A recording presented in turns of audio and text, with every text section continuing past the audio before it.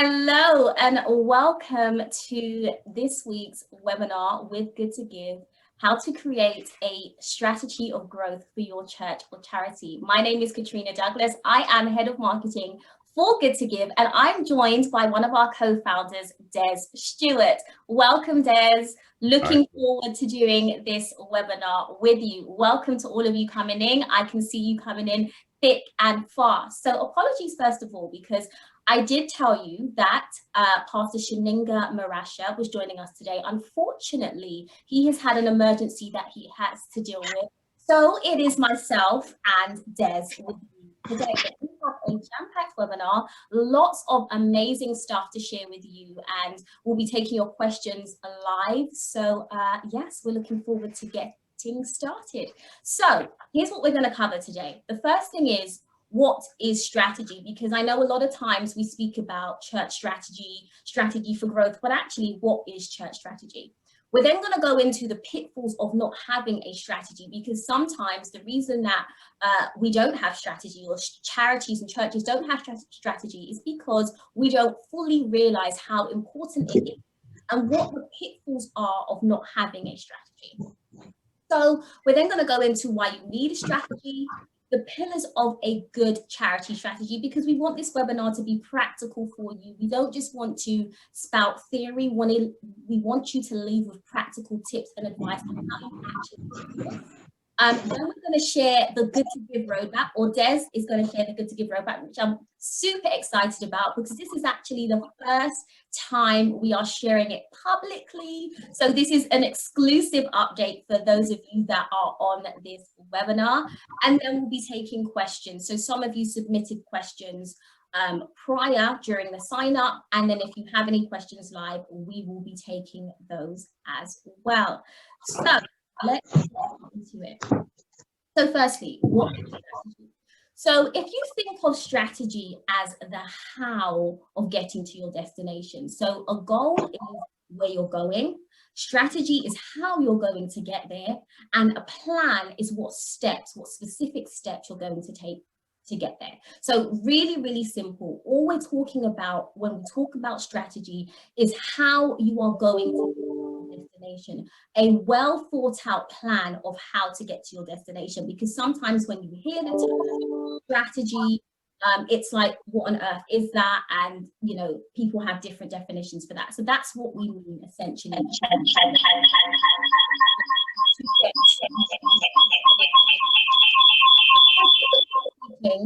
Businesses don't move without strategy. So if you're in a commercial business or a large organization, the leadership does not move without strategy, because they are fully aware of how detrimental it is to their bottom line, to their profit, to how successful they are. Sometimes when it comes to charities, the reason why it doesn't get that same level of attention, because we're not dealing with commercial organizations, and yet the principles still apply. So sometimes that can come down to not having strategy, could be down to, you know, not having the leadership to lead that strategy. It could be down to not having the time. There's so much frontline activity going on that you actually don't have the time to actually develop a strategy. It could also be, you know, this is quite common. We see this quite commonly. You know, we've been getting on so far just fine, so we don't actually have to think about strategy. But here's the thing, if you do what you've always done, you will be where you've always been. And in times like this, it is not going to be enough for you to continue to do what you've done. We are in unprecedented times. This crisis is of epic proportions, and it is not going to be possible for your charity or your church to get through this if you do not have a robust, well thought out strategy in place. It is essential. And strategy is the difference between those organizations that coast and just get by, and the difference and those organizations that thrive exponentially. And we want those of you who are attending this webinar, catching the replay, to be in the group of organizations that thrive exponentially beyond this pandemic. And that is what this webinar is about, and that is what our roadmap is about. So let's briefly talk about what are the pitfalls of not actually having a church or charity strategy. Now, the first thing is lack of clarity. Now, If you don't have strategy, if you don't actually know how you're going to get to where you're going, it's essentially you're like walking in fog. So when you're walking in fog, you do not have clarity, you don't know where you're going, and it's just, you're just hoping for the best, and hope is not a strategy. So you don't have clarity. The next thing is ineffective leadership. The blind cannot lead the blind. So if you do not have a clear strategy, then it hampers your ability to lead people, because actually you don't have a clear path to where you're leading them. So if you're having problems in your organization, around people, around leadership, sometimes this can be because you do not have a clear strategy in place. Your impact is limited because, again, if you don't know where you're going, you don't know exactly how you're going to get there, you're not going to be as effective. You're running an inefficient machine, an inefficient organization. So you're not going to have the impact that you deserve to have, that your organization strives to have, or that you want to have, because it's not enough to have a goal. You have to have a strategy and approach to support that goal, to ensure that you get there. And also you have financial difficulties because, again, there's not a clear approach for getting donations in. You're just kind of hoping that perhaps people donate out of the goodness of their heart, but there's no clear strategy and approach. And like I said, hope is absolutely not a strategy. It's absolutely necessary, especially in times like this. We need to be positive, we need to be hopeful, and it's important, but it is not an organizational strategy for growth. We need something that is a lot more robust than that. The other pitfall that you have when you don't have strategy is a loss of support. Because the nature of us as human beings is we need a mission, we need a vision, we need a cause to get behind. We want to know that the organizations that we support financially, that we get behind, that we're members of, have a clear strategy so that we're behind a cause. And if you don't have a strategy or a clear approach, then you're not going to get the support that you need. It's going to be very difficult for you to get buy-in. And in times like this, we need to be fostering community, rallying people around a cause. We have to club together. But in order to get people to club together, you have to have a vision, a mission, a cause, and a strategy for people to get behind. And that's what we're going to try and help you get to in this webinar. So, our roadmap offers all those things which Des is going to speak to you about shortly. But before I hand over to Des, I want to speak to you about the 5 pillars of a strong charity strategy. The first one is having a clear goal. You have to know where you're going. If you don't know where you're going, the chances are you're not going to get there. You're absolutely not going to get there. So even in the midst of this pandemic, the midst of this crisis, where it could be difficult to see the wood through the trees, we still have to set goals. We still have to, set our organizations, our churches in a solid direction. So you have to have a goal. And I know that in these times of uncertainty, we don't know what it looks like on the other side, but we still need to have goals. So you need to ask yourself, where do you want your organization to be on the other side of this? Where are you taking your organization? What is the goal ahead of you? Because that is what's going to galvanize your organization. That is what's going to help you get to where you're going. You have to have a destination. You have to have a goal. You have to have a clear plan of action of how to get there. It's not enough to say, we want to have our church building in 2 years, or we want to raise X amount of funds in a couple of years, or we want to launch this community-based project. That is not enough. It's not enough. You have to have clear steps and a clear plan of action so that you can begin to delegate responsibility, you can begin to structure your organization accordingly, and you can begin to plan effectively. You have to have the right people in place.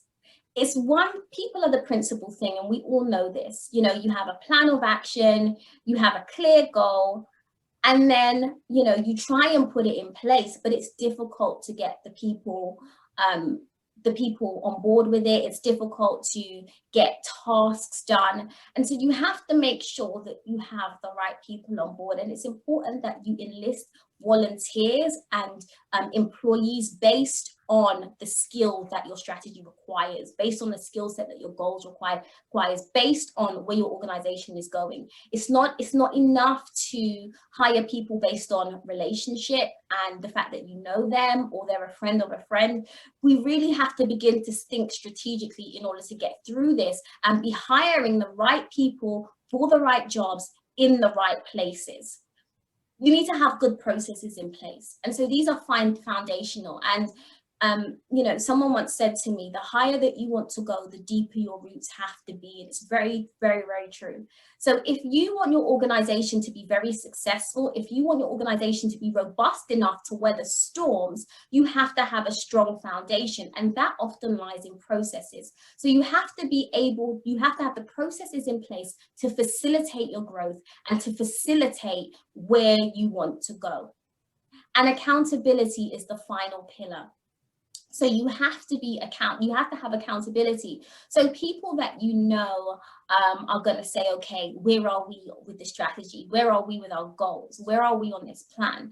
Accountability is very, very important. So before I move on and hand over to Des, I just want to recap those pitfalls for you and also the pillars of strategy. So the first one is the pitfalls of not having a strategy. The first one is lack of clarity, which leads to confusion, ineffective leadership, limited impact, financial difficulties, loss of support. In terms of the pillars of a strong charity strategy, number one, you have to have a clear goal. Number two, you have to have a clear plan of action to reach those goals. Number three, you have to have the right peoples and skills in place. Number four, you have to have good processes. And number five, accountability, so that you can stay on track. Okay, so I'd like to introduce you to Des Stewart, who is the co-founder of GoodtoGive. Now, GoodtoGive is a phenomenal organization who has been around for over 11 years, supporting churches like yours, implementing strategy. We are the UK's #1 provider of gift aid management for churches, and we work with over 400 churches across the UK. So welcome, Des. Hi, good afternoon. Good afternoon all. Yeah. Fantastic. I actually love these webinars. And in fact, one of the reasons why I love them, not just because I enjoy speaking and I obviously enjoy listening to you, but is because I've actually had ministers, and also support staff to those ministers actually come back to me personally and actually say how much help, the things we talk about and what we've been doing over this period, how much help that's been. And so, yeah, that's great for me. In fact, one of the reasons why GoodtoGive was started was because myself and for those who know the other co-founder, Corey Belfont, actually saw that there was a need for our churches to certainly, I'll use this term, step up their game, if you like, in terms of the way we run our business. And you'll hear me throughout many a webinar talk about the business of the church, and I certainly concur with everything that you was just talking about there in respect of, setting clear goals, having a plan of action and the steps required to obviously get there. But fundamentally, oh my gosh, good people are so hard to find.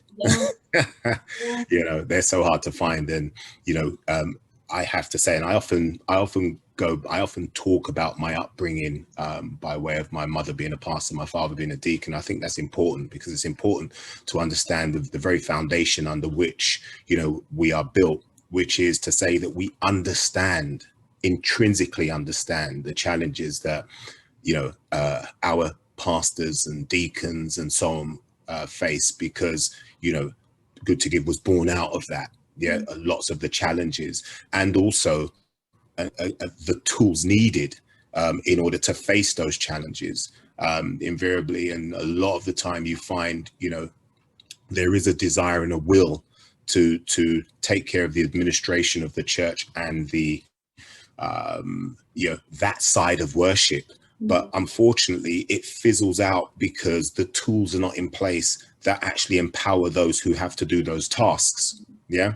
And unfortunately, they end up falling foul, you know, whether it be, you know, things are not registered in a timely fashion, i.e. your statutory and mandatory requirements as a charity, and other things besides. So I better be mindful of time.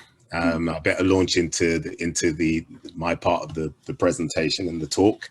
And yeah, at the end of this, we're going to be really happy to field questions and just engage and sort of, you know, crack on. So let me share my screen.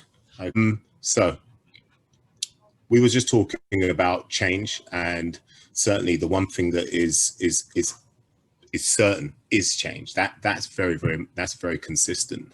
Right now, you know, we don't know exactly where the country's going. Are we going to go into some form of additional lockdowns? There's lockdowns happening in different parts of the countries. What is that going to mean for us? That's promoting a lot of uncertainty. You know, I'm speaking with churches all the time, as we can imagine. I don't know how many churches and charities I speak to per day, but you know, I'm hearing everything from, yep, the lockdown's not affected us that much because we've managed to embrace X, Y, and Z, to, hey, this is an absolute nightmare. We've got no funds coming in. We've got no, you know, we're not even able to really communicate with our people in the way that we really want to. It's, the future is quite uncertain. Financial difficulties, you know, reduced donations, not being able to pay for premises. People within, if the church had actually been running a payroll scheme, then okay, maybe they've been able to lean on furlough, but where they haven't been and there was no additional monies coming in, things can appear to be tight. You've got societal issues in that people are not coming out, which is, and even though the lockdown has been from where it was between March and some point in July, even to that, where the lockdown had been lifted, I'm still hearing that, you know, we're not getting as many people back into our churches as once was. There's a fear of, you know, well, what's going to happen and how that is actually affecting people. You know, pastors are probably now going out more and trying to find more ways of being able to support those who are at home and find themselves in what they feel are destitute and depressing times. And, you know, there's now, for those who have adopted technology, there's a rise in technology. Everybody and their cat or their dog are now having Zoom meetings from home, you know, which is a great thing, because it means, in terms of the rise of technology, it means that there is a way out. Yeah, there is a way for us still to be relevant. We'll certainly be looking into that. Okay, so I was saying at the top of this, Kat, that, you know, during this period, from I think the beginning of April, and I've lost count now of the amount of webinars that we've run, but it's certainly been a fair few. But in all of that, we've been looking at ways in which, you know, we can support, you know, the churches and those certainly within our charge, our care. And the roadmap is really what has come up. That's what has become the sort of now the, if you like, the go-to. And I think it's really important that we, for those churches or organizations who strategy, working on business plans, working on work plans and things like that is not the first and foremost thing that really jumps out at them. Through a number of the things and services we provide, our roadmap is going to certainly hit the spot. Okay, so we'll certainly be looking into this in some more detail. So to survive, an organization is going to have to adapt. We've just spoke about uncertain times. We've spoken about lack of financial. We've spoken about, you know, what is consistent is certainly change. And I can say that if you don't plan to succeed, we've all heard it before. If you don't plan to succeed, then invariably you're planning to fail. But either way, you're putting a plan in place, and I'd rather your plan be the former, to succeed, rather than the latter, to fail. And as Kat said at the top of this presentation, that strategy is the only way. So that's really what the roadmap is. And we always like to draw up a Bible verse, something that's, that hopefully will have some meaning. And, there's something I do say from time to time when we're having these webinars, which is there are all of the principles that the world uses, or that the secular world uses, are principles from the good book. Yeah. And it surprises me on a regular basis how little we actually utilize the good book in our own business dealings. And I think we really got to, I was going to say take a leaf out of the world's book, but the leaf is actually in the book that we use Sunday after Sunday. Yeah. Proverbs 26 verses 6, strategic planning is the key to warfare. To win, you need lots of good counsel. And that in essence is what we are at Good2Give. As Kat said, we've spent many a year working through, and building Good2Give, coming from our respective disciplines and coming to Good2Give and bringing that great information to the fore. And in that, the counsel is there. Kat said at the top of the presentation that, get the right people to do the right job to get the right result. And that's a mantra that I certainly live by. Okay. So as leaders, I think, it's incumbent upon us to make sure that we are doing and getting the right people around us. Remember, Kat spoke about the 5 pillars of strategy: clear goals, plans of actions, having the right people, or bringing in the right organization to help with that, good processes and accountability. So what is the Good2Give roadmap? Well, I want you guys, certainly to take some time to determine, have a think about what your organizational objectives are. In fact, when I get involved in a lot of charity registration and compliance around new organization setups, and aside from all of the standard things like how many trustees we need to have and all of the, what are your purposes and so on, I'm always looking at what are the longer term objectives of your organization. What is it that you are? Yes, you have your purposes, but what is the long-term aspiration for your organization? And you need to have, that needs to be very, very clear. Okay, so whatever your short, medium, long-term organizational objectives are, that needs to be clear. You need to spend some time getting your thoughts and ideas down in black and white, because the only way that those who help you to develop those plans, the only way to help them is to actually have it written down. The vision will be skewed if all you ever do is talk about the vision and somebody else talks about the vision, and then somebody takes it to somebody else to talk about the vision. That's where you get Chinese whispers from, because the story changes as you go down the line. But things that are written in black and white stand the test of time. Okay, that's how you pass information to the next generation, the generation after, if you want the legacy that you have put in place to continue. And so it's important for you to really think about that. Okay, that's super important, because that vision in essence is what we then take into what is your journey around the roadmap. Okay, so the roadmap is where you have engaged with us, and we'll talk about what that engagement looks like. And we have been able to take the ideas, the plans, all of the things that you are considering, okay, and we're able to take all of that and assess the viability of those plans. So for example, it may well be that you want to purchase your own building, or you want to purchase some land, or for your place of worship and other activities that you may have.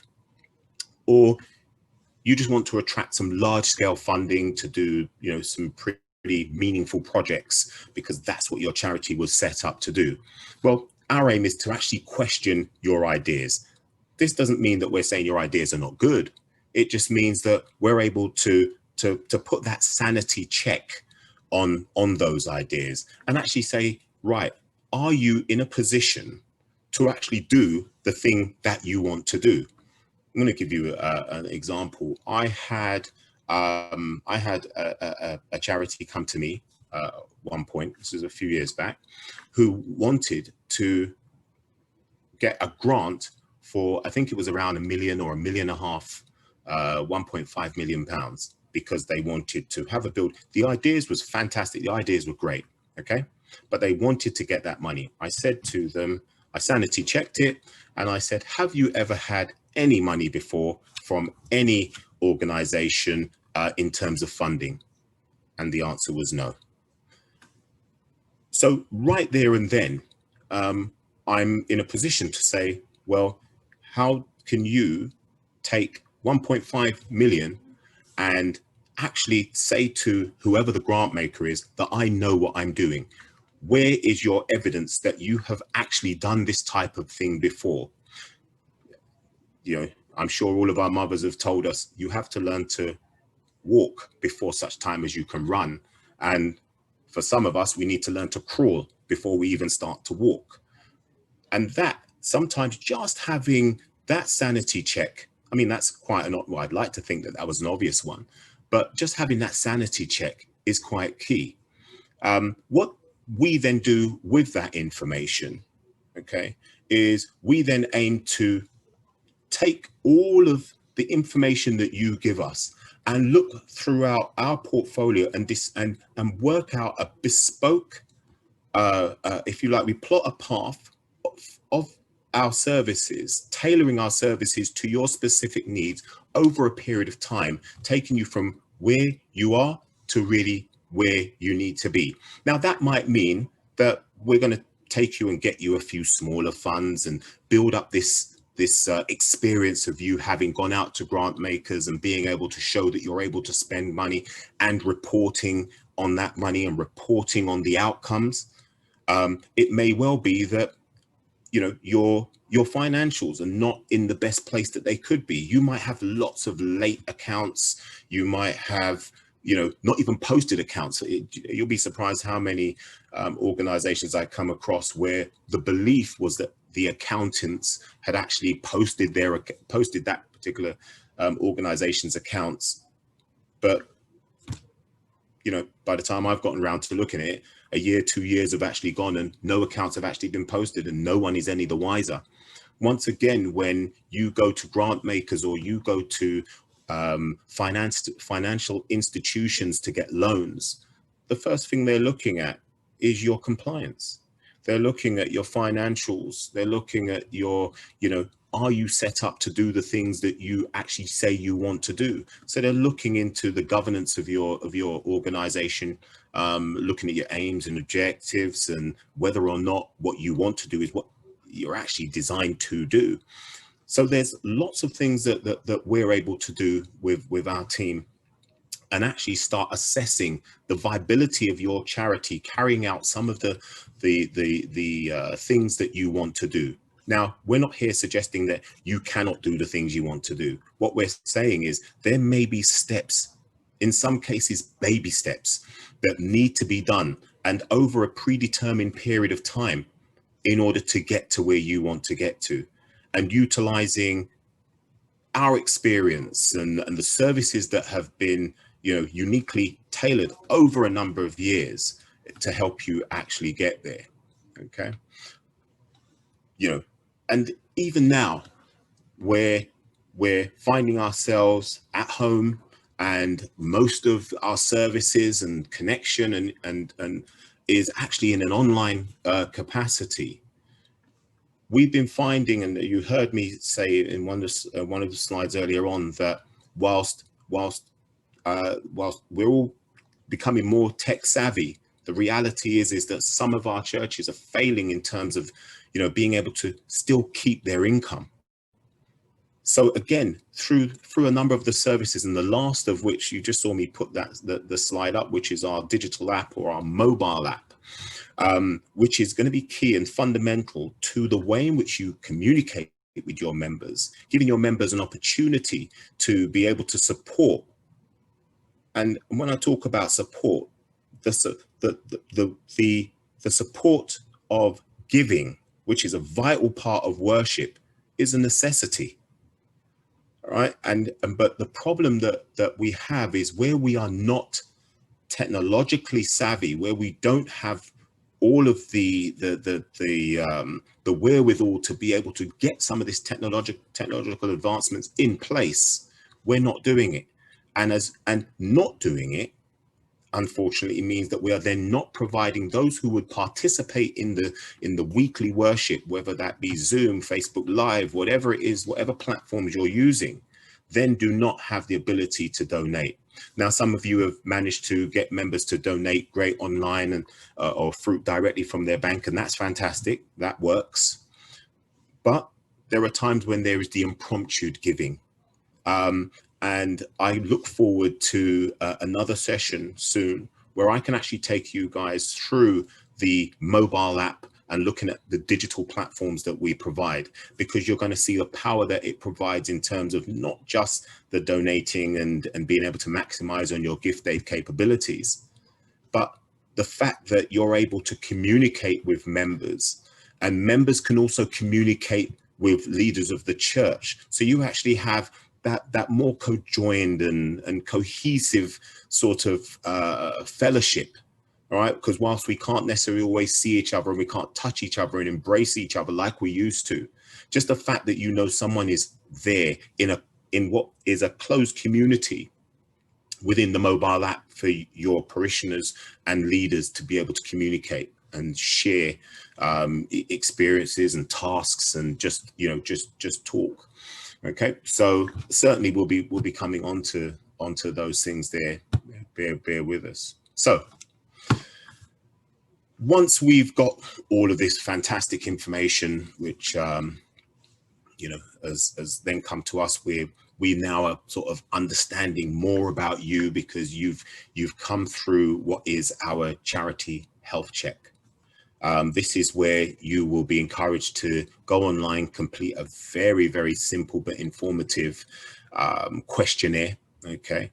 Our team then get hold of that, and then we'll be in contact with you. Our consultants will go through the various areas where we believe that there are weaknesses and come back to you and sort of say to you, right, this is what we believe will be the best course of action for you over this period of time for you to achieve this particular result. And then we move then swiftly into the delivery of the independent services, which are still conjoined. The idea being there is that we will unearth all sorts of things where we believe there are benefits for you. So, for instance, it may well be something as simple as maybe getting a better feel and an understanding of trustee responsibility, so that as trustees you can better manage your charity through some of the compliance elements, things like conflicts of interest, or things like looking after the young or the old, and vulnerability, things like that.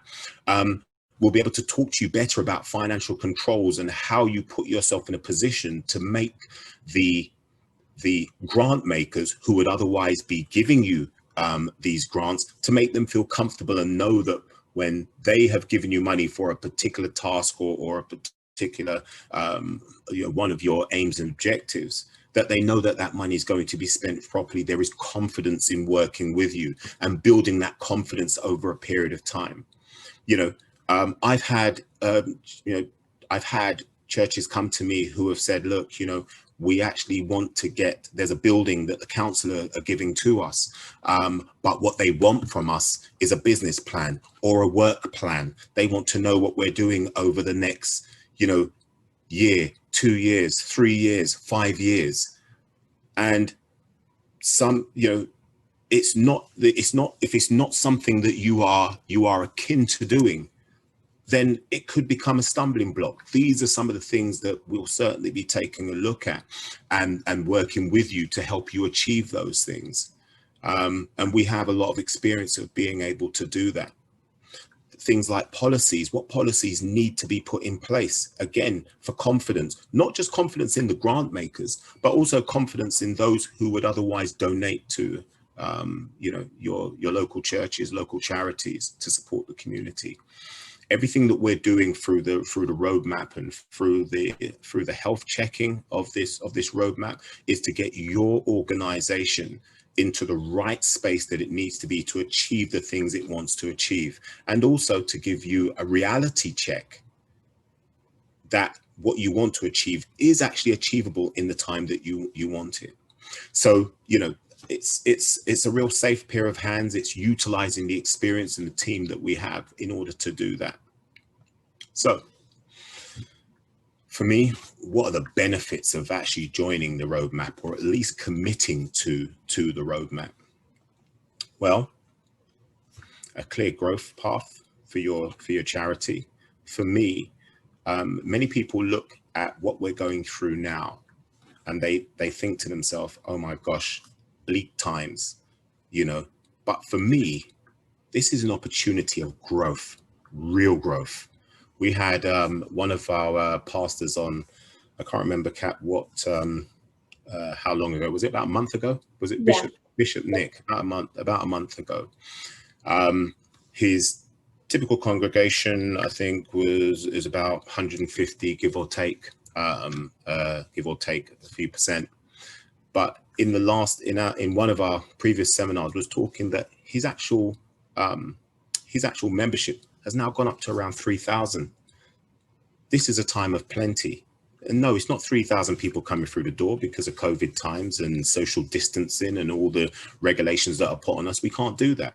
But what it is, he has embraced technology. He has made his church and the organization relevant. And he has put himself out there in a position to be able to really serve the community. And as such, has grown the membership substantially, because now you're having people not just from, and your community is growing all the time. The community is not just the people that used to walk through your door. Yeah, the community is vast. It's everywhere. Okay, so for me, this is a time of plenty,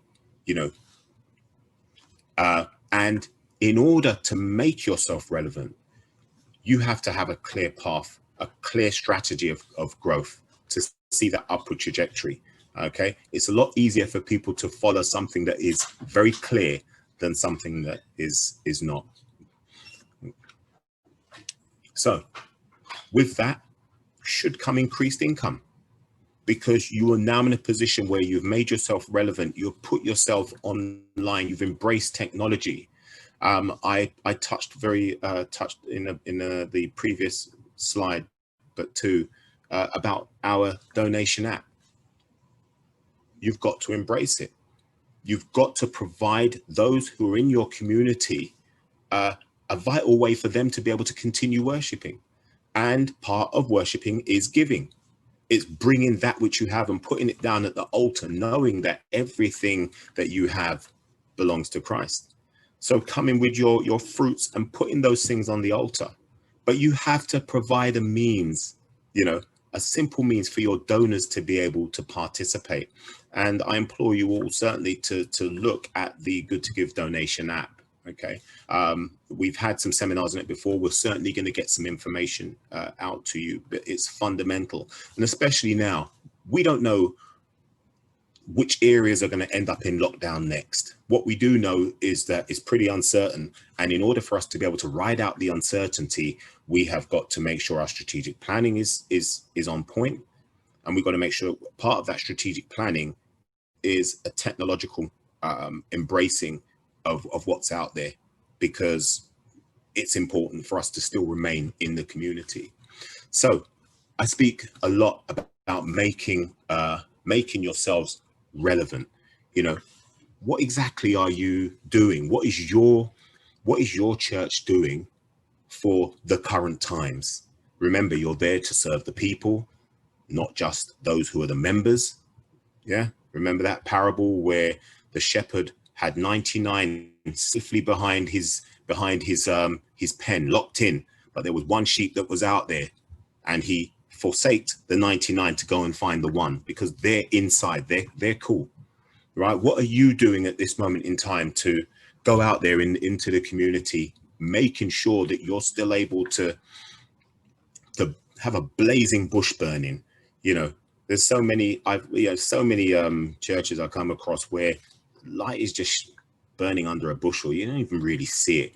You know, all the members are cool, but what about those on the outside? And in this time here, if you want access to funding, you got to get yourself relevant. You got to make sure you're doing some stuff right now, because people are hurting out there. You know, there's a lot of depression out there. There's a lot of people who need that listening ear. And there's a lot that you guys can be doing. Okay. We're here, years of experience. It's actually a shame if you don't utilize us. You know, for some of you, we're looking after your gift aid. For some, we're looking after your accounts. For some, we're doing both. Others, we're setting up charities. That's not where the relationship starts and stops. Okay. It's an ongoing thing. You have constantly got to be reviewing. You've got to plan, you got to do, you got to act, you got to plan, you got to do, you got to act. It's a reciprocal thing. It goes round in a circle. You've got to keep on doing that. Yeah. And as far as compliance is concerned, just because we're in COVID doesn't mean that the statutory and mandatory requirements of your church has come to a stop. It hasn't. You're still going to be required to put your financial accounts in. You're still going to be required to do your annual returns. You know, the same whether you're a charity or a company or you're a combination of both. You know, you still need to have your AGMs. You still need to have your your annual general meetings. You still need to have, you know, your trustee meetings as outlined in your governing document. You know, these things are still a requirement.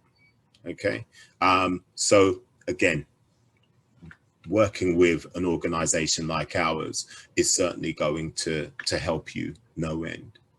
Okay, so the idea being that if you are interested and I, you know, for me, you're showing your interest is free.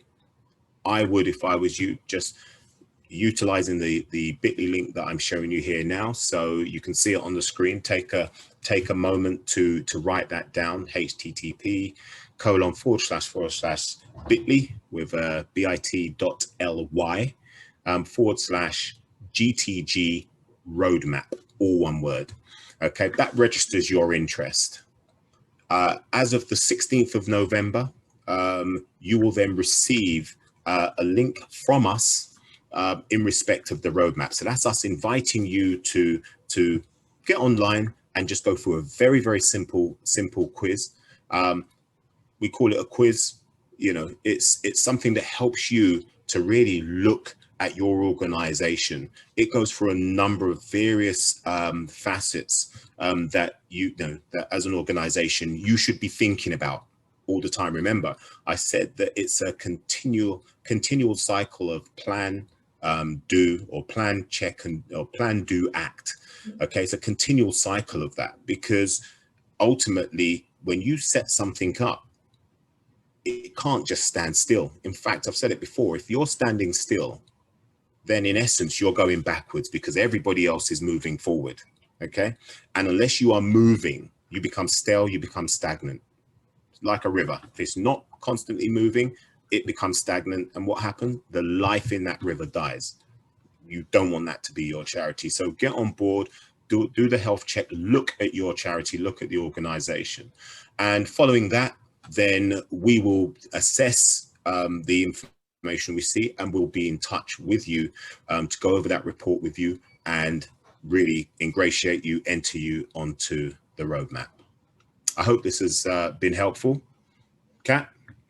Excellent. Yes. So I hope, you've now got a really robust understanding of the roadmap and how beneficial it is to your church or charity. And for me, it's kind of a no-brainer. Like, we've spent the last few months really developing this roadmap, and based on our experience of working with you, what you've been saying to us as charities and churches, we've come up with this. So we know it's an ideal solution for you in this season and beyond. So the link is posted in the chat. Please do register your interest to make sure that you are, among the first to get those appointments, and let's build out robust strategies for the rest of 2020 and 2021. So if you have any questions, now is the time to post them in the Q&A box or the chat box. So I see one here from Beatrice, who says, where can we look for funding, is her first question. Okay, well, you've come to the right place. Dominic, who's our head of funding, has pretty much all of the lots of the grant makers that are giving grants and what they're giving grants for. He has a lot of that experience and a lot of contacts in that arena. In fact, we're working on lots of funding for a number of our clients. And in actual fact, in the same way that I'm talking about the roadmap, is exactly the same way that we handle the funding. In fact, funding is part and parcel of that roadmap, where we actually check your viability for funding. I was alluding to that earlier on. So that we can set you for the right funds and the grant makers that are going to be more empathetic to the types of things that you are doing. So yeah, that again is part of the roadmap. There is a lot of funding out there. I will say that funding has lots of the grant makers over this COVID period. And, again, I sort of touched on making ourselves relevant, and what are we doing at this moment, in this moment around COVID, because lots of the grant makers have actually taken funds that would have gone to one thing and have started moving those funds towards sort of COVID type help. So where I say there are lots of funds, there are, but those funds at this moment in time are repurposing. The lottery done the same thing. They repurposed millions of pounds of funding to help with the COVID, but or various COVID responses. So it is about making ourselves relevant. If we've got a football football charity out there and we want to get funding because we want nets for goals and things like that, that kind of funding is probably going to be squeezed in this moment because of how funding has been repurposed. But I would suggest, Beatrice, that we'll touch base with you. We'll take you through the various what we would need to assess you, and then put you in touch with our head of funding, who would be able to then start looking at you from more purposeful types of funds that would be available to you. Right. And a continuation of that was, how do we establish community projects? Would it be correct, Des, for me to say that that would be part of the process? Once speaking to Dom, he could, provide information on what type of community projects you could get funding for. Absolutely, it's all part and parcel of building the strategies. So where you may already have an idea of the things that you want to do. For us, it's make sure that you're in the right ballpark to be able to capitalize on that same thing. Excellent. So we have an anonymous question here. So to access the package, the roadmap, what is the nature and cost of the contractual arrangements required? Yeah, fantastic. So at this moment in time, there is actually no cost at all attached to it. It's a in principle agreement between ourselves that we are going to, sit down and assess. It's a commitment, if you like, to the process, right? In so much as, you will you adhere to, right, if we need certain information, if we're sitting down and we're going to have a meeting and we're helping to put together this plan, that you will then be utilizing the services that we provide to be able to carry that out. And in the services we provide, therein lies a cost. That cost is dependent on the level of the service that is taken out. So if for some reason, if let's say, for instance, we look at things like financial controls and maximizing on the income, then we'd be looking at things like gift aid and how we can help to maximize on that.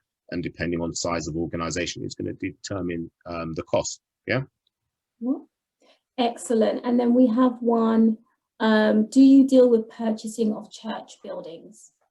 Okay, so what we aim to do is we have a number of partner organizations that we work with, that should we get you into the position where purchasing a building, let's say, for instance, you need to be able to show reasonable deposits. You need to be able to, you need to at least have a couple of good years of accounts, or, you know, to be able to show that financially you are able to meet the obligation of that building. I don't know, whatever, a few £1,000 per month, as you know, as might be necessary. Once we've gotten you into that position, we've got people that we can introduce you to help with mortgages. You know, we know partner organizations who can go out there and actually locate buildings. Yeah, the types of building that have the correct type of D1 requirements for public use and so on. What we're mindful of, very, very mindful of, is just taking individuals or taking organizations and just saying, here you go, letting them loose on the types of organizations that can help them. Because often, all too often, the belief that the Lord will find a way, God will help, is seems to be the sum of our you know, of our strategic planning. And God's not going to help you, not in that way. He's already provided the help. The whole reason why we're sitting here and on this seminar is help that has been provided. And it means that you have to be fully committed to the process of making sure that you put yourself in the position that you should do, or that you need to be in, to benefit from then being able to go to lenders and find yourself in a positive scenario where you can actually go and get a loan, or, you know, it's worth our while putting you in touch with, you know, we've done all the groundwork. You're now ready to be put in touch with, you know, an organization that can help you find a building. Because all too often, when you get involved, or when you meet these individuals and they say, this is what the requirement is to make this happen, you're not ready. And then it all goes quiet and it's a waste of an introduction. Yeah. It sounds a bit harsh, but the reality is I've been here a long time. I've seen when it works really, really well. And I've seen when it doesn't work at all. Okay. And so therefore, you know, our experience, you know, has led us to this point. This is why we do what we do and the way that we do it. And we won't defer from that. Excellent. So final question, charity registration. Do we provide support with charity registration and help with resources? Absolutely. We have a number of, there are a number of paths to setting up a particular charity, depending on the type of legal form that, you know, you want to have, which would really be determined on your, again, you hear me mention it, long-term objectives. You know, there are, yes. So the short answer to that is yes, we have the resource. We set up, we're probably close to setting up maybe 60, 70 charities just this year alone. And, you know, and these are charities, these are not just churches. These are other types of secular charities that are going out and doing other great things. So yeah, we have that experience. We have resource to be able to help. In fact, it's one of the things that I, you know, pretty close to my own heart, and I do a lot of charity consultancy and talk to, you know, clients and prospective clients about the way forward and how they should do things. And I'd like to think that those who have worked with us have had a very, very pleasant experience, and have actually found that utilizing the resources that we have has been a lot easier than if they had to go it alone. Yeah. Excellent. Excellent. Well, I don't see any more questions in the chat or in the Q&A box.